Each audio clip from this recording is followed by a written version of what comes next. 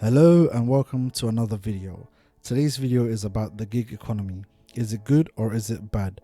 Let's dive right in. You see, the gig economy promises people flexibility in working. It allows them time off and to choose the hours that they're going to work. It gives them the freedom and flexibility of this choice. But the real question is that true? Do you really have freedom and flexibility to choose when you work? You see, with the cost of living crisis happening and everything getting more expensive, you're going to have to work more hours. Now, the issue with that is these gig apps have slashed the price that they give you. The rates that they pay their employees, or I guess independent contractors, has decreased over the time, while inflation has caused everything to increase over the time, meaning more and more people have to work more and more hours just to make minimum wage. And also, there is no guarantee of you even making minimum wage. For example, you could be an Uber driver and you could work, say, 8 hours, but for 4 of those hours you get no rides. You've essentially made no money. But because you're an independent contractor and you're not an employee, you're not getting paid for those time. So you've just wasted 4 hours sitting in your car doing nothing. Not to mention that in a job you have certain perks. You can get 20% off. You get a pension match. You get salary increases, sick pay, holiday pay. But as an independent contractor for these gig economy job apps, you don't get any of that because you're an independent contractor. So in that sense, it seems like the company's benefiting more than you're benefiting, because they're going to get their money regardless, but you will have to spend a lot of time waiting around to get an order, to get to work. And I don't just talk about Uber because that's unfair. There's Uber, there's Uber Eats, there's Bolt, there's Deliveroo, there's Lyft in America, DoorDash, TaskRabbit, Fiverr, Upwork, Airbnb, and many other apps that I can't name. There's too many. They attract a lot of people on the false promise that you can be your own boss, but you're not your own boss because you're reliant on the app to provide you work, and they can deactivate you anytime. So if they deactivate you anytime, then you are not your own boss, but you're also not an employee because they're not paying you an hourly wage or giving you any benefits. You're a independent contractor. So you get the best of both worlds. Sorry, scratch that. You get the worst of both worlds.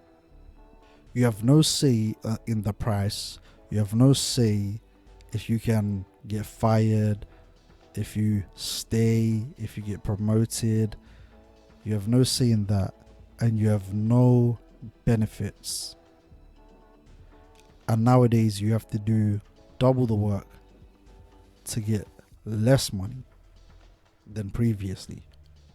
You see, gigs are what musicians have, and they get paid in drinks. They get paid very little. What happens is the corporations get rich while they have less responsibility and more money. Gig economy jobs seems like just hitting the reset button on labor rights that people have fought really hard to get.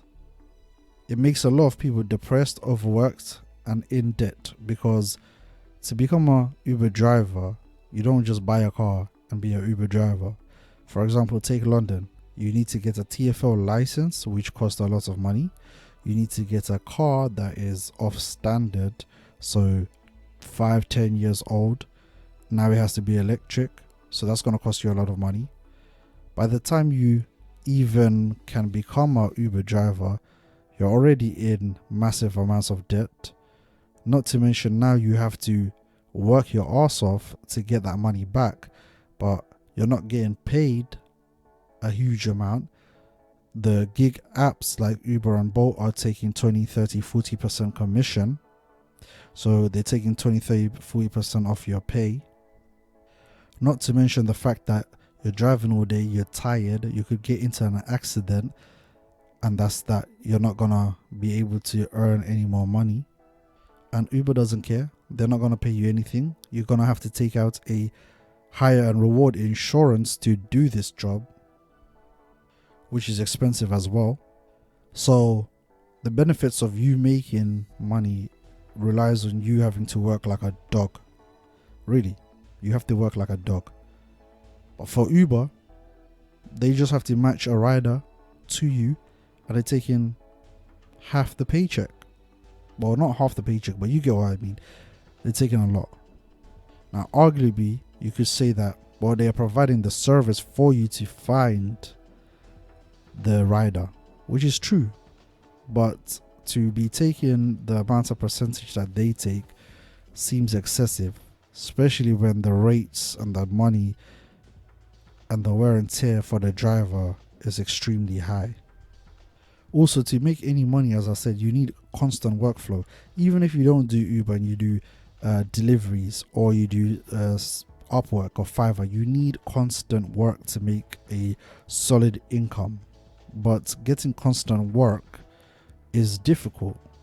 Now, the flexibility aspect, the problem is, if you don't take the rides, if you don't take the jobs, if you don't take the gigs, then your internal ranking decreases, meaning you get less and less jobs and less offers, meaning less and less money. So the people that make more money are the ones that are taking on most of the jobs. They are working 12 hours a day. They're not refusing jobs. If you think about it, if you're a company, you're in it to make money. Do you want an employee, and I say employee in quotation marks, do you want an employee that half works here, takes a day off, works some other times, 2-3 hours, or do you want an employee that works 12 hours every day non-stop? Yes, you want that guy or girl. So what are you going to do then? You're going to give them most of the jobs, because they're going to take most of the jobs, they're going to work, you're going to make the money from the commission that you take off them. Your reputation is good, you're making money, and yes, as a worker, they're making money too, but without the benefits of holiday pay, sick pay, pension match, or any benefits. So if they're going to work all these hours, then they might as well just get a normal job with guaranteed money, with perks assimilated to the job, instead of being gig. Because the whole point of doing the gig economy is to be flexible, to work a part-time job or a side hustle, a second job basically, when you have spare time. But if your spare time is limited to the amount of jobs that you're gonna get, or the quality of jobs you're gonna get, then it's just pocket change, isn't it? It's side income. And don't get me wrong, side income is fine, but it's not really gonna be a living as they claim it to be. You see, I don't want to make this sound like it's all doom and gloom. There are benefits to the gig economy.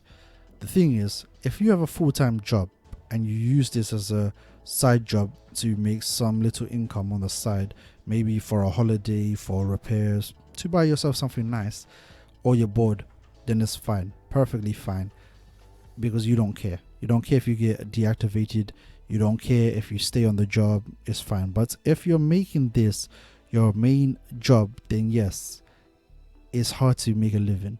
Also, another practice that doesn't really get talked about is the fact that a lot of migrants, or immigrants I guess, who have it difficult to find, I guess, mainstream jobs, take up side jobs and gig economy jobs.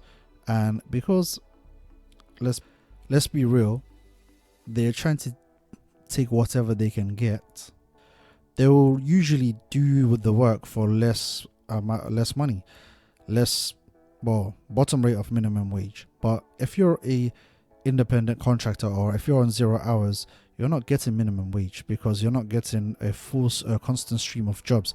You're not working 8 hours a day, you're not working 40 hours a week. meaning that these companies can exploit these people to do their job for them while paying them little, below minimum wage, but via the loophole they can get away with it. Now, I'm not saying that this is what happens in every single gig economy, but let's be real, the world isn't all rainbows and sunshines, and if they can get away with it, they will. So, to the question, is gig economy good or bad? Well, it depends. It depends if you're doing it as a gig.